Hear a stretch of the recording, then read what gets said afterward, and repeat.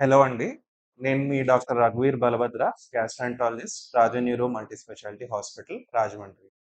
GERD ఉన్నవాళ్ళు తిన్న వెంటనే పడుకోకూడదు. తిన్న వెంటనే కడుపులో ఉండే యాసిడ్ గానీ, ఫుడ్ గానీ, వాల్వ్ లూజ్‌గా ఉండడం వల్ల ఫుడ్ రిఫ్లక్స్ అయ్యి ఈసోఫేజియల్ ఇంజ్యూరీ రావచ్చు.